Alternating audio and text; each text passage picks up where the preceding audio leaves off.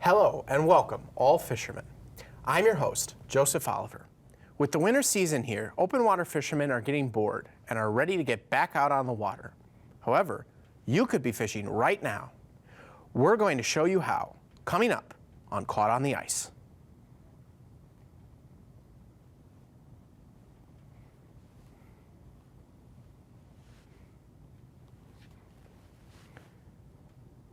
Today I have with me here today a very hardcore ice fisherman, Drew Shore. Thank you for joining me here today. No problem. Glad to be here. Glad to have you.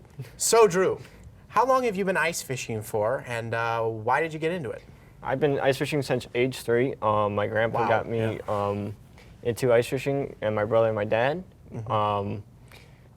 Mostly I got intrigued by it more because I was able to go ice fishing with the tip-ups and a couple other ways to just relax on the ice. So you started that young and you never looked back. Yep. You're just still doing it today. Oh, yeah. That's awesome. All right. So I see we have some equipment here. These are all tip-ups, right? Yep. Why don't you tell me about a couple of these? Let's start with this one. All right, so this one is basically for this part right here is the wind tip-up. So it makes it so it's harder for the wind to knock it over for the flag. And it's basically like a homemade one, and it's easier to catch some pike, walleyes, and bass on it. And then we got this one over here. So this one is basically a long tip-up, but it's easier to fish with to basically catch pike, walleyes, and bass on it. So these can catch different kinds of fish. What about the tip-ups to make some different? So this one is just basically because it has a wind guard. This one is just easy to get blown up. This round tip-up is easier to cover the hole, so no extra snow going into it or doesn't freeze over. Yep. Yeah, something like that. And you can hide some little things in there, I can see, which probably helps you out when you're running around on the ice. So do you have any setup patterns that you try to use to maximize the amount of water you cover up while using tip-ups? Yep, I usually maximize to shallow, which is 4 feet, to up to 10. And then I usually go from 12 to 20 is my max is for tip-up wise. So what depth of water are you really looking for when you're using the tip-ups? So basically I'm looking for in between a drop-off and more of 4 to 10 right away. And make sure it has nice weeds on the bottom where I can actually find where fish are, which is panfish, and I can find a predator fish, which is muskies and bass. Yeah, okay. Now that we know how an expert handles tip-ups, let's see how a couple of new fishermen did.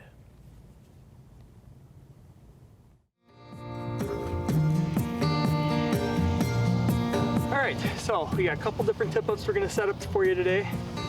This one here is a wind tip-up. Starts out flat like this, but then it stands up and it kind of looks like a crane when it's done here. One of the things with this is, because of the way it's shaped, you gotta make sure you pack some snow down on the back side of it here, so that if you do get a good fish on it, doesn't end up pulling your tip-up in the water. Then what we're gonna do is we're gonna check the depth of the water. So I've already attached a big weight to the end of my line here. And we're gonna drop that down and see how deep we are.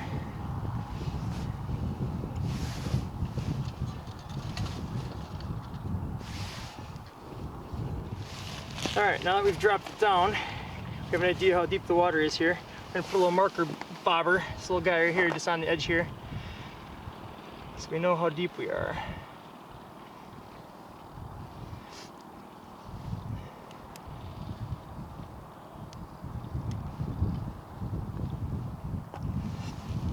I'll pull that line back up. And take our weight off.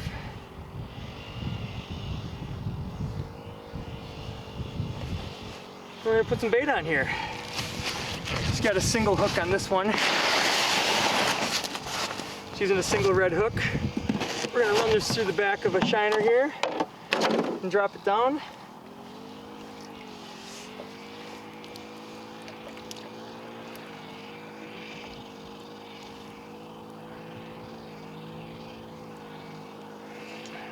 Just like so. We're gonna put him back down. Now, some people tell you fish all the way on the bottom. Some people tell you to fish up high. I think it's just a matter of preference, what you like to do, what the water is like that you're in.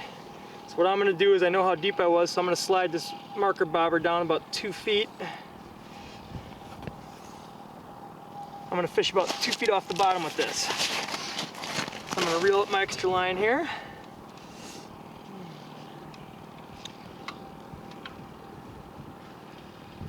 Just so I can see the marker bobber. We're going to take our flag, tip it down to hold our spool in place. Now this tip up is a wind tip up, so the wind will blow on this a little bit.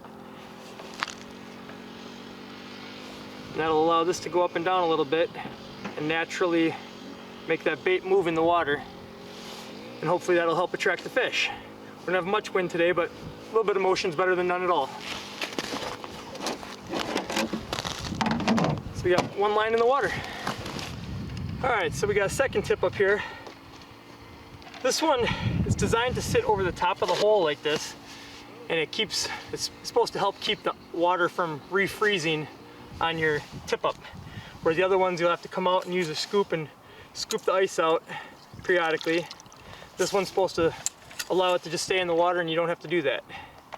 So here you got your tip up.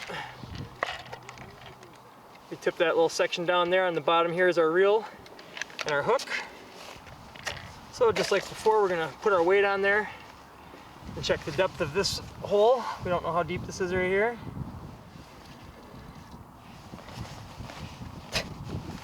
Go down, put our marker on again.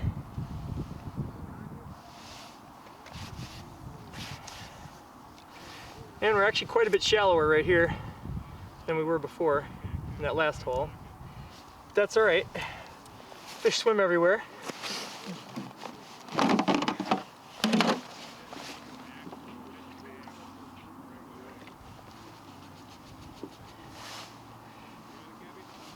So here we got a little bigger hook. We got a treble hook on here.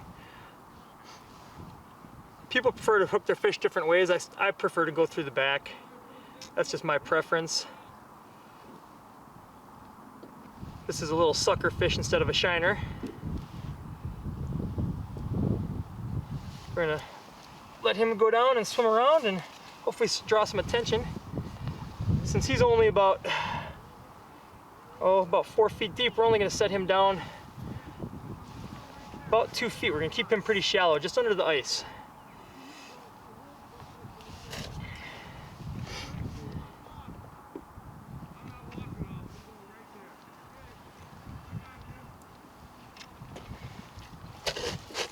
Set that down like that. And then the top of this tip up here, where this turns right here, is where you hook your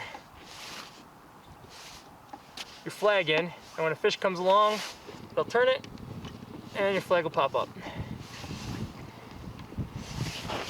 This one here, I'm gonna call it a regular tip up for lack of a better description. It's just flat. It's got a spool on it, kind of like the last orange one. There's our flag. Tip the spool down, and just like before, we'll check the depth.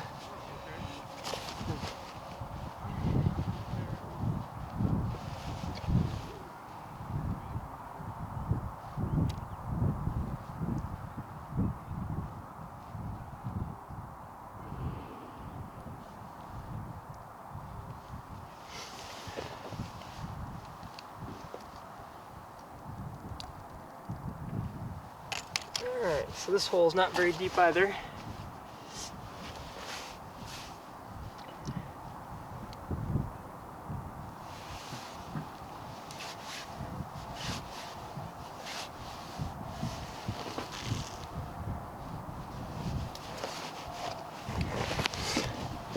We've got it marked.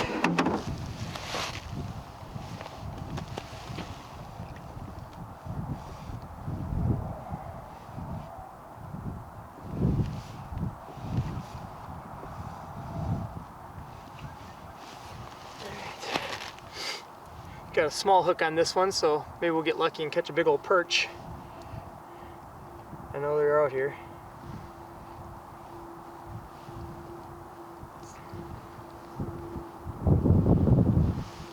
Drop that guy down there and let him swim around.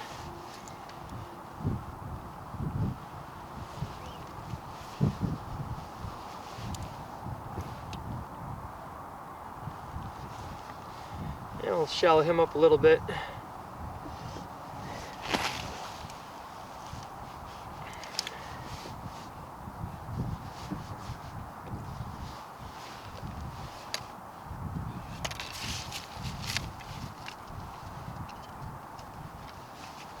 Ah, fun.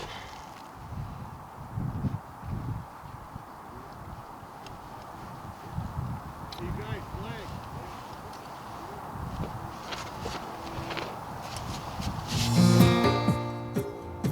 Set the flag right on there. And again, like before, fish comes along, turns it, it's gonna pop up, and we'll be able to see it.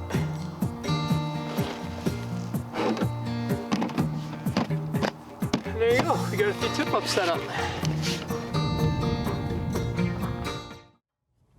Well, that doesn't seem too complicated.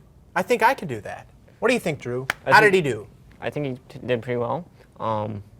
He just needed to figure out how to figure out the depth quicker with probably like a sonar, but his way is easy too. Yeah, and he's new to it, so Oh, yeah. he's out here, and you know all the pro Yep. tips. Okay. Now we have some more stuff over here. Just look at this tiny fishing pole. Tell me a little bit about that. So basically, this rod is basically just downsizing from actual like probably like 5-6 rod. So it's easier, so you can drill a hole right next to it and just fish right into it. So basically, the reel is basically the same one I had when I was a child, and When you're out there, a little three-year-old. so basically the reel is smaller, the rod smaller, and that's mostly about it. Is it like easier for ice fishing to use a smaller Yeah. rod like this? If you use like this size or like a little bit bigger, it's fine, but I would prefer a small one like this. Yeah. Is it? Why is that? Like you're sitting in front of you? Is it Yeah, just it's easier? Like, more it's sitting up in front of you right next to the hole. It's either depends on if you're standing, sitting, or how you're located around the hole. Right. Yeah. Okay. You just sit there, reel it out. All right. And what are these small hooks here? We got some little hooks there. So basically, these hooks are a different type. So there's like some that will attract the fish by color of the eyes, and depends on like how the water clarity is. So they would go for more like either shiny or colorful ones. So What's the science behind that? Why do some of them attract different fish, or like what kind of fish does the pink one attract? So the pink one would attract more of like crappies, and they see more like brighter colors like pink, orange, and yellow. And pink is their favorite color because that's more like, hey, there's a bait fish dying over here. And that's why most people use pink or red or orange and yellow sometimes. And then there's like a silver one to just show more flash, to give the fish more into the fish, like the lure. So it's like, hey, I just want to come after this lure more. That's really interesting stuff. I didn't know any of that. So you're yeah. And what kind of fish do you usually jig for? I usually jig for panfish like crappies, bluegill, perch, and sometimes bass, and sometimes walleyes and pike. But it depends on what I want to go. Yeah. What kind of bait and lures do you use to attract fish while you're jigging? So stuff like this in here. Oh yeah. So basically, when I'm jigging, I usually go with one of these type of hooks where it actually flutters in the water with a little flap. And this one I would use for pike and bass and sometimes big crappies, but mostly walleyes too. But I would just go downsize for different types. Like for panfish, I would go downsize to this miniature size, and always have different type of bait like wax worms or soft plastics, like probably like one of these little grubs. And grubs are easier to find during the winter because that's more natural.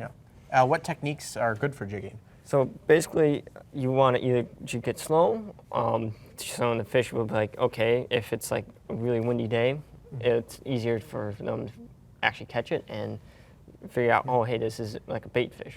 Yeah. If you want to jig it faster, that actually makes them more aggressive to it, so they actually will want to bite it more. All right, now let's head back to our new guy and see how he's jigging for fish. So another thing we're going to be doing out here today is we're going to be jigging. You got these little fishing poles. There's different types of them. You got different types of reels on them, but this is just a little spinning reel on a little tiny pole. And for this particular bait, I've got this little, they call it crappie scrub. It's got a couple little legs on it that wiggle. Doesn't take much motion at all to make them wiggle, especially when they're in the water. So when you put this one down in the water, you can just let it sink down. Usually let it sink down to the bottom and then lift it up a little bit because we're trying to catch some panfish. So once my line starts going slack and it stops sinking, and just like that, I'll reel it up so the line gets tight.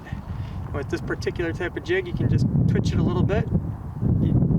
You can do big moves if you want and let it fall back down. But you just give it a little motion.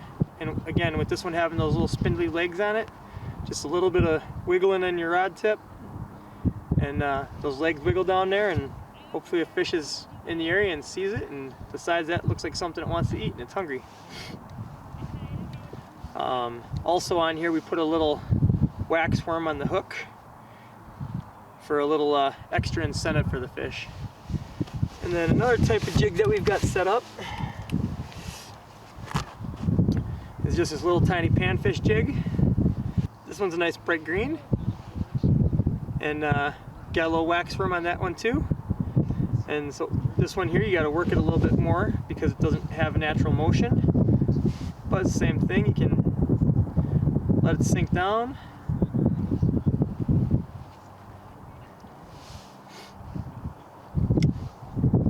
And this one you just got to do a little more, work a little bit more on it. Looks like he has an idea of what he's doing. What do you think, Drew? Yeah, basically what I said for slow or fast, and he got it down pretty quickly. And it depends on the bait. All right. So there are some dangers ice fishing. What are some of those dangers, and how can you avoid them?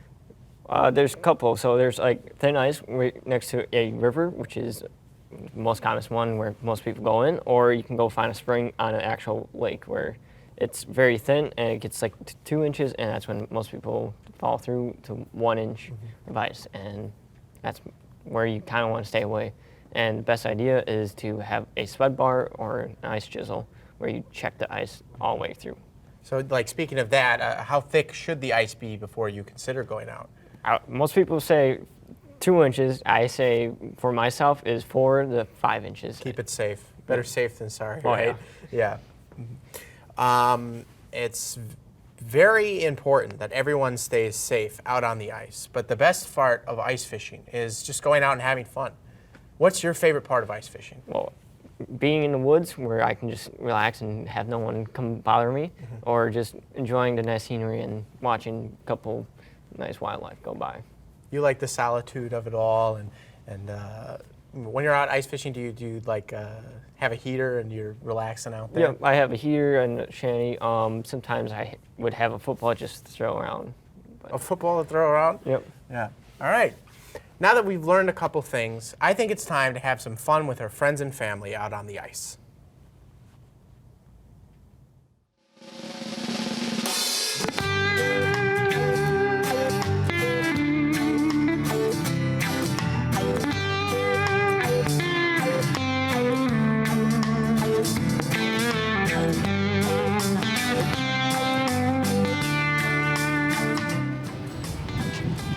Got him.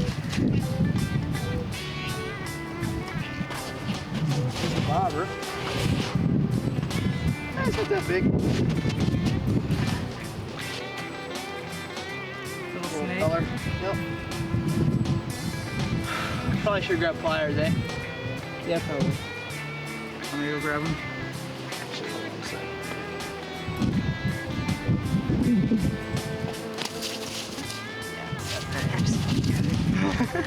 And then when you come grab them, then I'll come back too.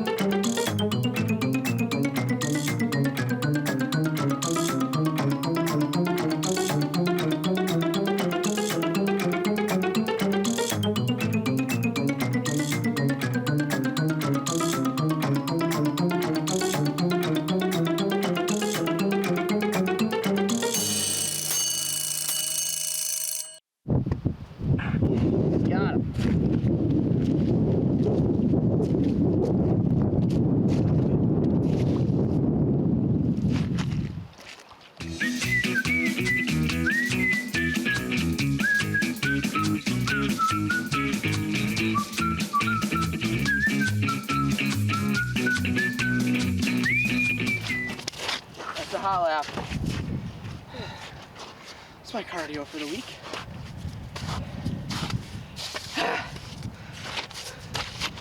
Oh! Okay. What was the point of that? I think it makes a vibration in the water and interests the fish, but I don't know. Just doing your board. Some are fun on the ATV. We had one day where we did it like on the ATV, and it was like every time we did when we got a flag. And it was like before they were done. He'd be like still going around the tip-ups and we get one. It just works. It's like flex tape. It just works.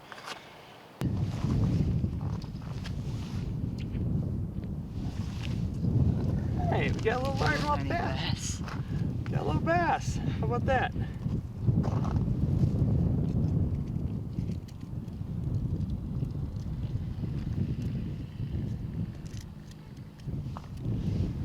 Oh, he caught something.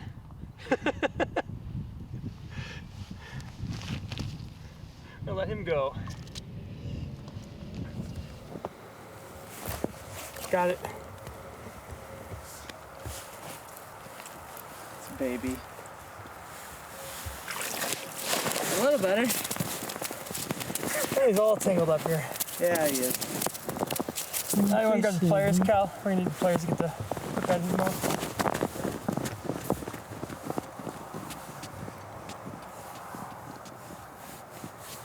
What are the pliers for? To get the hook out because he's got really sharp teeth. Oh. And I don't want to stick my fingers in there. Finally, got one on the tip up. And I caught the first one on this tip up. Come on, fishy, open up. Do you want to be free or no? Oh, come on, seriously.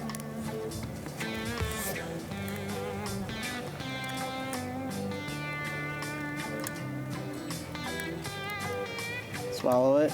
Oh. Oh. All right, he's a little bloody. There's the biggest one of the day. Little snaky guy. Hey, come here. And this is why they call them snakes. Picture.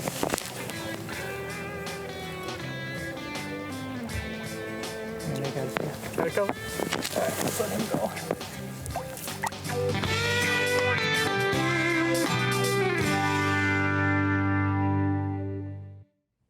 Looks like a blast, don't you think? Yep. So basically, like his technique was running around tip-ups. It works once in a while, but I would do the same if I was just playing football, just around corner each time I go near tip-up. Create those vibrations and stuff. Yep. And one of the most frustrating parts is when you get that hook stuck in there and you can't get it out. Does that happen to you a lot? Yeah, once in a while where I usually have it on panfish or pike, but mostly it's on panfish because they swallow the hook all the time. And you gotta get the pliers. Oh, yeah. And you didn't bring them with you because you're ice fishing. Yeah. Yeah. Well, looks like it's about time to head out on the ice. I'm glad I had Drew here to help me with some of the ins and outs of ice fishing. Now let's go have some fun. This has been Caught on the Ice. See you out there.